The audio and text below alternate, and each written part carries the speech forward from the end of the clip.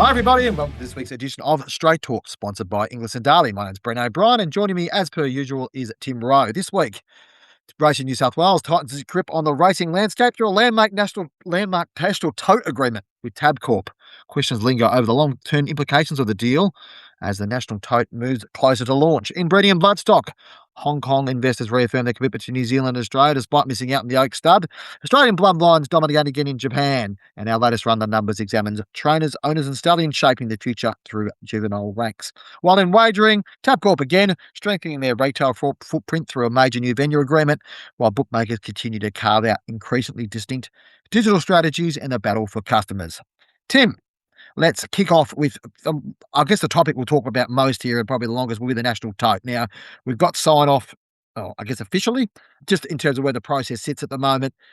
All the states and their codes have agreed. The only thing that Tabcorp needs now before this kicks off is agreement from the regulators in each of those states. That could take 3 days. It could take 3 months. We don't know. Anticipating they'll roll it out probably in the next month or so, assuming they get that.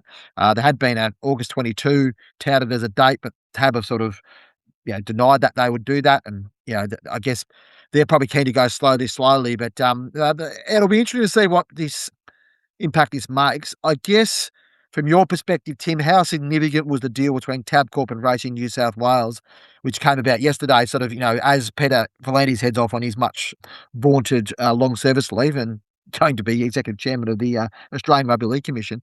How significant was this deal, do you think, that they got over the line with Racing New South Wales and that, effectively brought the national tote to life after 25 years of waiting for it? Well, it's significant for Tabcorp, Gillon McLaughlin, Michael Fitzsimmons as well, the chief wagering officer. I think that's made it a mandate, that's something they really wanted to achieve. And I know the share price has gone up this week, sort of nearly 10%, sort of sitting about 90 cents as we speak. So obviously the market's reacted to it. There's still a lot of unanswered questions. I think Michael Fitzsimmons was on the radio this morning, SEN, sort of speaking, probably the most information we've had so far about takeout rates and some of their plans and wholesale models. I think for it to work, really make a significance, they need the corporates to get behind it and put their tote derivative bets back into the pools. And how they incentivize them to do that, I'm not sure, because at the moment they're making a hell of a lot more by just holding those bets rather than putting them into a pool. Even with a commission or a rebate, I'm not sure. Clearly Michael sort of suggested they're working with the WSPs to get that over the line, but again, it's just going to be very interesting whether they get the sports bets and the entains and that over the line to back it. Yeah, it is a fascinating one. I think, anecdotal sort of stuff that I've heard sort of background was that Gil McLaughlin presented the opportunity as a de-risking strategy to the corporate bookmakers about 4 or 5 months ago and was pretty much told, buddy, we do risk management for, that's what bookmakers do. So don't, we're not concerned about that. The tote, best tote bets aren't a risk necessarily profile. Was interesting to listen to Michael Fitzsimmons talk about the fact that they may look to add other sweeteners and other opportunities in there in order to get them over the line. There's a bit of willing and dealing to be done. They may have learned a bit from dealing with Peter Volandes, who's very good at making a deal and getting it done. As I mentioned, it's the last thing he probably will do, or he probably did before he headed off to his temporary reassignment. We think that may end up becoming a permanent reassignment. It might be the most significant, one of the more significant things he's done in terms of the future of New South Wales racing. We don't yet know exactly how this one's going to play out. So obviously the concept is there's more money flowing back into all the racing jurisdictions because there'll be more money flowing through the tote. That's the plan, right? And how it works. Now, the money that flows back into New South Wales, of course, should technically go back through the clubs as part of the TAB distribution agreement. We don't know how that may look in New South Wales. We haven't seen how this looks. There's also another little thing at play here, Tim, that in New South Wales there's a piece of legislation which basically means that Tabcorp can't sell more than 10% of its shares to an individual person or individual party without the consent of, I think it's the racing minister or whatever else it is, how it works. Is there a chance that may get loosened in time, which obviously would be a corporate, shackle off Tabcorp as well. So there's a lot of play in this stuff. But what I want to talk to you quickly about, Tim, is every punter you talk to is like, well, how does this affect me? Will they change takeout rates? Because every punter has noticed that margins with taxation and profitability, et cetera, got higher and higher and higher. It's harder to get your money back every time. the tote was seen, or the national tote was seen as an opportunity for, yeah, a bit of price liquidity, I suppose, or movement around, reduce the takeout. The first three things that I heard Michael Fitzsimmons say this morning weren't exactly about taking margins down, Tim. No, they've gone up, and it might seem minute in terms of, the quaddies, which are a very popular bet. A lot of people just love it, having a quaddie, going up sort of 0.5%, and it's basically New South Wales. Everything's merging into the New South Wales model, which I wasn't aware actually that the percentages were slightly different between Super Tab and New South Wales. So, Michael did say to his, to give him credit or without changing his words, that they will review these takeout rates once it's up operational. It's just for ease, I guess, of alignment, they've gone with New South Wales and, UTAB, some of those percentages have come down. I guess if you're watching Sky Channel and the fixed odds is consistently worse than the tote, maybe that'll switch behaviour. But at the moment, I can't. So that's a bit like probably like the World Pool. If you continually see the favourite winning and getting smashed, and it's a point less than what it was fixed odds, you're not going to go to the World Pool as a rule. But if you consistently see during the week or you're on a Saturday, geez, I cost myself there, you'll start. But I think that might lead to a change of behaviour. And to do that, you've got to reduce the takeout rates. I think more, they promise generosities as well, so whether they do that to help retail, you get, I don't know, better percentage in the pubs. I don't know how they do it, but they'll be obviously they've got some incentives to try and encourage punters to use the tote.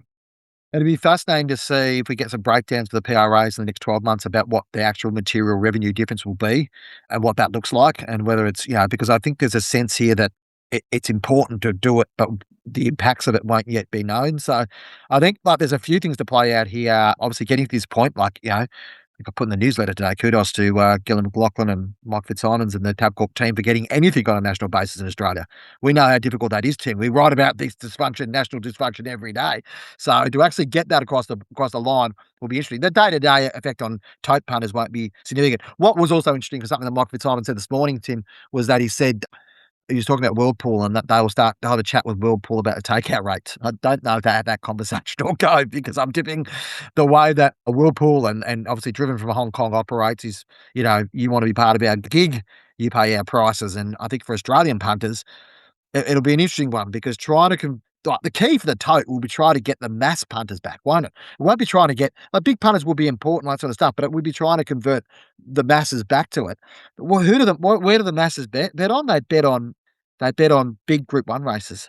And so if they kind of constantly see they're getting worse prices, and then the bookmakers can then target those to say, "Hey, here's a differentiation." It's a really tough sell. So it'll be interesting to see how that all pans out. Continue to watch that story. I think it'll evolve more. I think Tab are probably keen to roll it out relatively low key, because they don't want anything to go wrong. You imagine if anything went wrong with it. But I think the racing bodies, particularly Racing New South Wales, would love to see it sort of front and centre on Winx Stakes Day. I don't know if we'll get that date or not. I think it's worth mentioning as part of that national tote deal, the Sky Racing, or sorry, Sky Thoroughbred Central, the third Sky 3, that covers New South Wales and Queensland racing principally. I think there's a little bit of Tassie on there occasionally. But look, confirmation effectively, most people that have watched that channel for any length of time will go, geez, it's New South Wales centric, but sort of confirmation that basically Racing New South Wales will have control of that editorially for the New South Wales. Queensland, they say, Tabcorp is sort of adamant that nothing will change for Queensland broadcast or coverage, but for New South Wales, basically editorial content controls will be made by Racing New South Wales rather than Tabcorp, which is sort of how it's worked in the past. But what I got told, an example is Tabcorp, they wanted to use a Sky One host. I don't know. I just don't want to be unfair to Brad Davison, but someone like that. Okay, you need to be roped into STC today for whatever reason.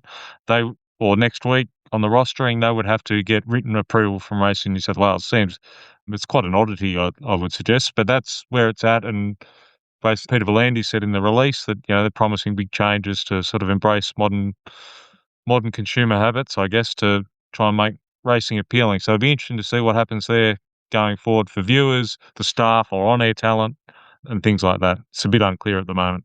Yeah, there's a few other questions around that. I mean, does Sky Thoroughbred Central look to make a free-to-air play at some point, Tim? What does that look like? How do you make that work? That's just coming from the fact that that has been mooted before. In a world where wagering advertising will be highly restricted on free-to-air TV, outside of a racing context, does that have more value? Who knows? You'd be foolish of the racing industry, and for Tabcorp might be looking at those opportunities. We'll see what happens. But of course, that sort of national approach stuff and what goes on is something we've spoken about a bit. And we'll switch on to another topic now, Tim, around about the patent stuff that was announced last Friday. So obviously we were sitting here last Friday, and you and I got an email from the Asian Patent Committee to tell them that they've actually, upgraded a host of races and given new status to 19 of them, I think. We anticipated this might have been the case, didn't we, Tim? We thought that maybe there'd be a lot more upgrades before there were downgrades, and we'll see what happens from here, whether that happens going forward. I mean, was that your take out of it? Listen, the Racing Australia chair told me in the straight that last December when Asian Racing Federation just took over the running of the Australian patent, I guess, that was going to be the case. And a lot of those upgrades were races that Racing New South Wales had badged with black type that wasn't internationally recognised. So, and they were using sort of ratings to do that, official handicap ratings, and so most of them had met that. It's just they hadn't gone through the processes, and Australia hadn't had a working patent committee for pretty much almost 10 years. So it's the process more than what the outcome is.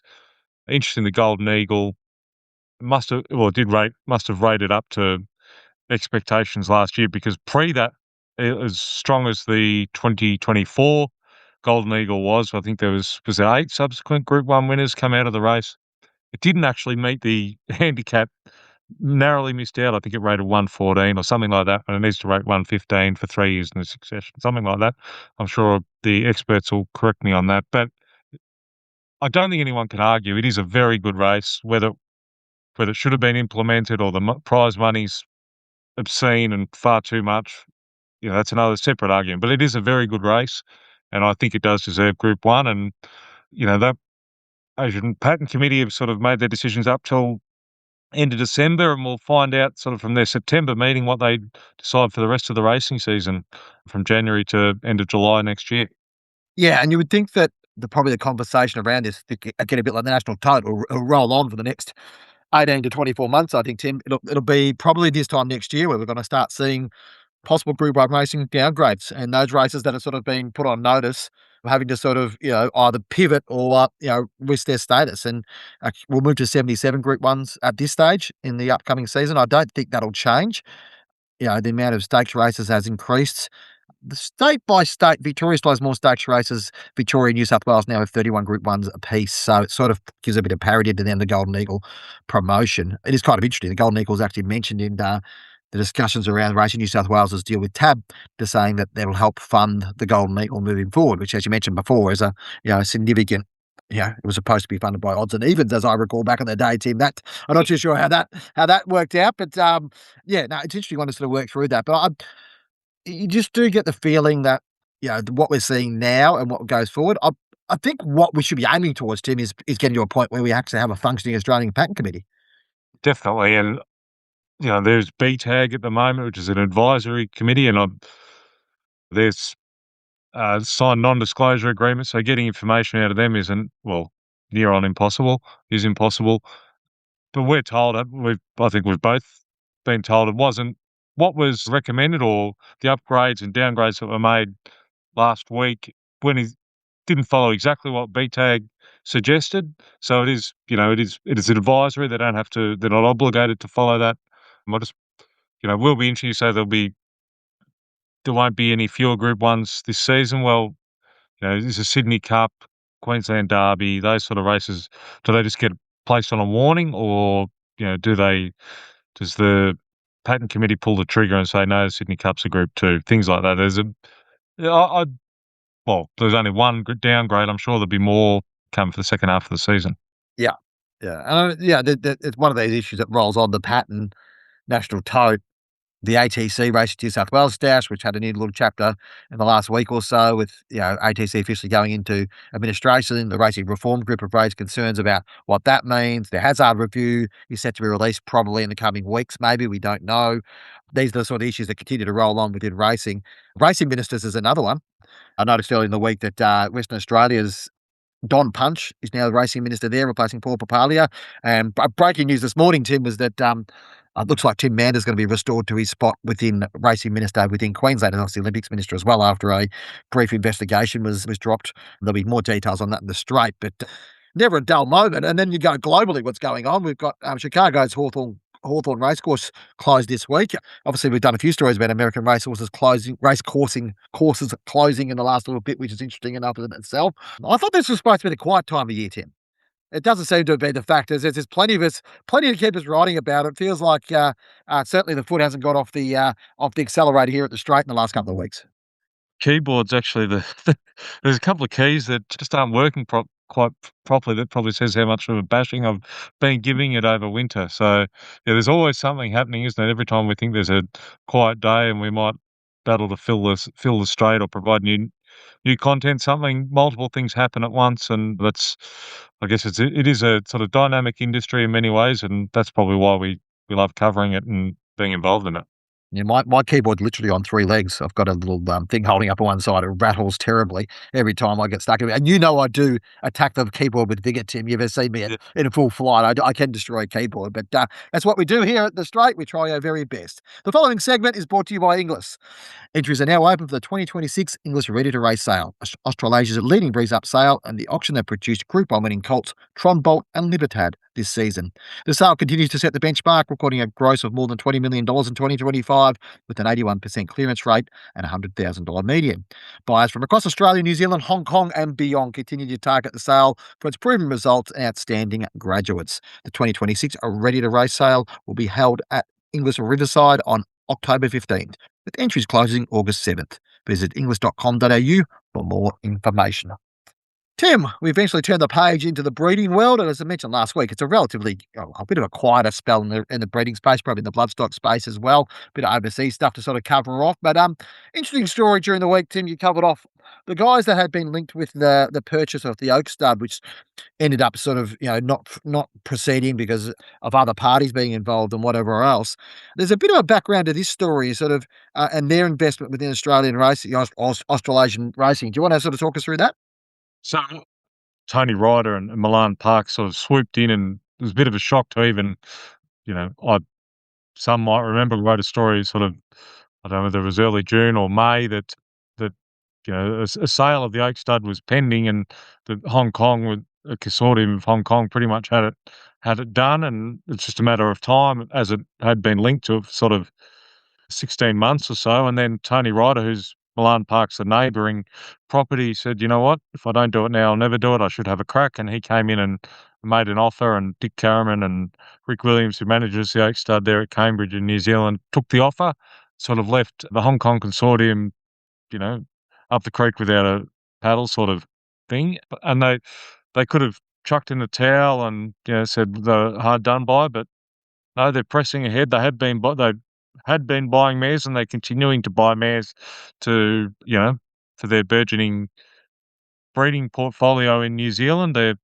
want to breed Oaks and Derby winners and Cups horses. By the sounds of speaking to Alan, who's sort of overseas or is the conduit and manager for the consortium, and Paul Moroney and Catherine Brueggemann have been, I think they're up to about a dozen mares now. Bought one out of Tats last week in the UK to send down, and that mare will be covered by the stallion, from September 1 once as it gets here and cycling. So I think that's, as I wrote at the time that the Oak Stud sale was pending, that, you need new investment, and this is a positive thing that they're going to have a broodmare band of 12 in 1 year. If they keep going and get a bit of success, in the next 3 or 4 or 5 years, where they'll end up and, hopefully be a significant player in the New Zealand industry at a time when, their foal crop's falling like it is in most jurisdictions, be quite significant holding, hopefully. Yeah, and I think beyond that, obviously, we saw this week the broader impact of Australia on the global market, Tim, with some very strong results in Japan. We've got used to seeing this at the JRH a select sale. Katsumi Yoshida and Northern Farm have been coming down and picking off some of our quality mares for a good 15 years now, probably longer. And some of those quality mares have produced some great horses. Yankee Rose is obviously the one that produced this the Star Liberty Island, which was fantastic. We saw this week, and we saw I think the progeny, the foal sale. We saw I think Yankee Rose's foal and Fun Star's foal sell for I think 420 and about 320 million yen each, which is significant money Australian. We're talking three and a half. I think 410 million yen is about $3.8 million or 3.7 million Australian dollars. So that's big money. Sale topping horses, and the yearlings thing. We also saw Young Stars Colt by Equinox sell for I think $420 million, which is the top price of the sale. Well, sorry, 220 million yen. It's a lot of money, Tim. And these Australian mares, we saw other mares get some good results as well. We saw Ruthless Dame, who's Australasian, a New Zealand bred horse, but won a Goodwood. She's had her first foal go through, and it did very well as well. The Japanese thirst for our best mares and our best bloodlines to combine with their excellent stallions is undiminished, and you can see it. It'll keep on going. That Northern Farm will keep turning up at Australian sales and buying these high quality mares.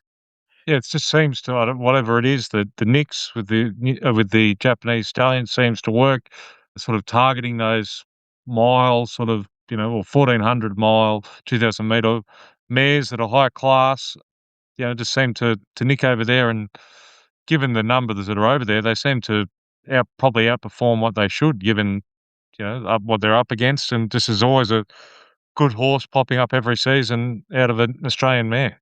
Yeah, and then that's the key thing is that success ongoing, isn't it? Tim, shipping over now to your Royal Monday column earlier this week, and obviously one of the news that sort of broke late last week was Danny Ralston, who was leaving the Hong Kong Jockey Club and becoming another recruit for Yulong as their the head of racing. Tim, is that Yes, that's yes. officially the role? That's quite interesting from that perspective. We spoke a lot about sort of Yulong's ambitions in Australia and what they're building. Obviously, they had James Harron come on board as a bloodstock consultant recently. Obviously, it's a new era for them, starting out in Hunter Valley this year with stallions there. But it also leaves a bit of a gap in Hong Kong, I suppose, to be filled. Tim, and you sort of looked at that earlier in the week. Yeah, it was sort of a little bit of fun. I did sort of ring around a few different people and see who would you think would be going there, and using Danny as a test case, I guess, his background and what the Jockey Club were looking for, and he's coming off a highly successful Hong Kong international sale. So my thoughts were that probably with someone with that bloodstock experience and sales and dealing and running a sale, it is a sort of a unique skill set in many ways. And so, yeah, there's quite a few candidates that I thought, and there's a few I probably left off that I perhaps should have thrown in there. So I see the story seemed to go quite well. Justin Vermaak from South Africa, his name came up a bit. You know, I guess Kane Jones, newly engaged. I see he, comes through the same, had this replaced Danny at NZB. Could he go up there? Andrew Birch, his name has been thrown around, and James Price and Nicky Wong, well connected in Hong Kong as well. I'm sure there's plenty of other candidates. It'd be a highly sought after job. There was a trainer messaged me earlier in the week saying, "Geez, I wouldn't mind Danny's job." I said, "Which one?" And he said, "Either." So it's just, it is a lot of pressure, but also highly sought after, and it'd be interesting to see who management end up picking and selecting to guide that international sale and owners advisory going forward. Just sort of exiting out of the breeding bloodstock space, Tim, as we head out, there's a bit of commentary around Aquis, and obviously we're seeing that one of their key farms up there in Canungra is being sold, which was, I think, is it the pre-trading farm and the farm that was up there. There's probably thoughts that certainly that farm won't exist. The broader Aquis farm will be sold off for housing development in the next 5 or 10 years, given what's going on there. I guess, what do you feel like Tony Fung's involvement will be in Australian racing moving forward, Tim? Oh, I think it off the heights of when they first came in, it's definitely less than it was, but still significant. And I guess, like, even dare I say, the Oak Stud and Tony Ryder before, it is a land banking play, all these buying a lot of these farms, particularly there for Aquis. There was plans for try and get casino licenses, and there's lots of different angles to that, but land banking was one of them, and they're just selling off the pre-training hinterland thoroughbreds there. A sort of it's quite a Newington Farms nearby. It is sort of a equine area with all the capital upgrades that are required to run a business like that. I'd be interested in how much interest there is and, significant investment required to buy it. But yeah, as you say, I think that's probably the start, and there'll be more others. And there's obviously the Sunlight development, the Gold Coast Turf Club, a joint venture between Tony or Aquas and the club. So yeah, there's just be more of that. And I guess was always the longer term aim. I guess we've got to see it as that. Yeah, I mean, it's probably a broader challenge around racing around Australia as, Australia becomes urbanised and those opportunities sort of pop up. And yeah, that's the question. And maybe, like we talk a bit about Racing New South Wales' land strategy, maybe longer term that will play in their favour, having those, that land available. So interesting times. The following segment is brought to you by Darley. You only have to look at the names: Dubai Millennium, Dubawi, Too Darn Hot, Broadsiding, Night of Thunder, Ombudsman, and Gayaf. It's a line that keeps moving the breed forward. And now there's Observer, a Group 1 Australian Guineas winner and a Group 1 Victoria Derby winner, the next generation of the Dubawi dynasty, standing this season at Darley. Tim, we've talked a lot about wagering already, and so we won't get too much more into the national tote aspect around it. I suppose Tabcorp, just want to mention, Tabcorp had a reasonably decent win this week with 100 venues, part of a large group of sort of hotel ownership agreeing to sign on as to the new TAB venue agreements, which obviously caused a little bit of a kerfuffle in the last few weeks with a few of the people opting out. I think about 200 venues have opted not to sign out of the 3,500. So that 100 venues across many different states and involves some other integration with TAB, but it's important. I think it's ALH haven't signed on officially yet. There's 300 venues in that. They're continuing to operate, but that deal's expected imminently. Yeah, so I guess what we're seeing, if you combine that and the national tote and everything else, and the way that TAB view retail and putting more investment into retail to a certain extent, and the way things are done, we're really seeing sort of 2 years after he stepped into the role, the impact of Gil McLachlan in terms of his strategy. It's really starting to take shape ahead of the new racing season, Tim. Yeah, definitely. And there's probably detractors to the retail side of it. Obviously, sort of probably hit a little bit of a roadblock there with Austrac sort of coming in and investigating, but that's the process they're going down. And obviously it is significant cost for pubs to have a tab, running a tab, and they've changed the model there. But getting those big guys on is significant for Tabcorp and shareholders and punters, I guess, that frequent those venues. And I said under the national tote, as we said earlier, those generosities and how they maximise that, and whether there's in-venue incentives and things like that, it'd be interesting another 6-12 months where it's at to look back. Yeah, it's a fascinating time, and I guess it's where the rubber hits the road for Gil McLachlan and his team. And yeah, I think the next 12 months will be crucial to that as well. Another article I'll point people towards is the online battle for wagering customers through website traffic analysis, an article written by Warwick Barr earlier this week. Really interesting to see where the dominant sort of, numbers sit within Australia. Obviously, Sportsbet dominate that space because, they're the biggest player at the moment in that space. But where Tab sit, where Entain and the other ones sit, and which ones derive or develop most engagement. Well worth a read of that article, just to give it a bit more insight into, I guess, the digital footprint of these wagering companies, Tim, which is always interesting to look at. Finally, I guess looking at sort of across the board with wagering, we spoke about Tabcorp. It's fair to say, Tim, there's probably a bit of structural change coming across the board in wagering. Every year seems to be a year of change in the wagering space, but there's plenty going on at the moment. Yeah, we've seen changes in a few different of those major businesses. Entain over the last sort of 18 months, Sportsbet's gone through its own sort of changes with the smaller operators as well. We've got Betr setting up in Tasmania, which is, I think, set a bit of a cat amongst the pigeons with the other Northern Territory registered bookmakers sort of looking into options around that. So it seems like a time there's plenty of things moving. Definitely, that's why we said there's always something to write about, isn't there? There's something always changing and quite, looking for increased margins. That's their job. If you see the CEOs and things like that to look after shareholders or gain market share, and I'm sure innovation will continue. Before we head off, Tim, just a little bit of housekeeping here and a little push here for the Straight Jobs, our fantastic job site, which is gathering great momentum at the moment under our esteemed commercial operation manager, Matty Timms.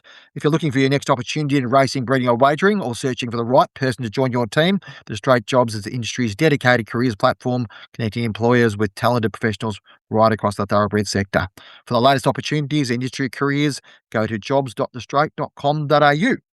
And off the back of that too, I like to remind our members, our paid members, if you're keen on membership, have a look at it. We sent out a survey earlier this week to our members to have a look at give you their insights and thoughts on how we're travelling, what we're doing well, including how Straight Talk's going. Some weeks are probably better than others, Tim's, as we find out. But always interested to see what people have to say. And if you've got any feedback to send directly to us about this program or anything else, send us an email at editor@thestraight.com.au. We're always happy to have your feedback. Tim, anything else you want to touch on before we head off for the week? Yeah, just a story I'll have to follow up. Magic Millions have just released their, calling for entries for their 2-year-old sale, 2 and 3-year-old sale, I should say, which will be 12th of October. Won't mean much, but that's 3 days before the English Ready to Race sale. So same week, just very interesting timing. I know there's been talk they'd want to do that to try and, I guess, get the international buyers not having to go back and forth in the space of a week or 2 weeks, go back to whether it's Malaysia or Hong Kong or wherever, Korea, Philippines. They're trying to obviously clearly get that same buying market on the early in the week. So that'll be very interesting to see how that's received. Yeah, interesting times. I think those sales and where they sit will probably again evolve in the next sort of couple of years, Tim. And we'll see what happens with that. Thanks for joining us on Straight Talk, brought to you by our fabulous sponsors, Darley and Inglis. Be sure to subscribe to the podcast so you never miss an episode. We record on Thursdays. We usually publish on Thursdays. We'll continue to do so for the foreseeable future. If you have any feedback, as I mentioned before, send us an email or reach out to us on social media. Always happy to talk to you. And we'll talk to you again next week.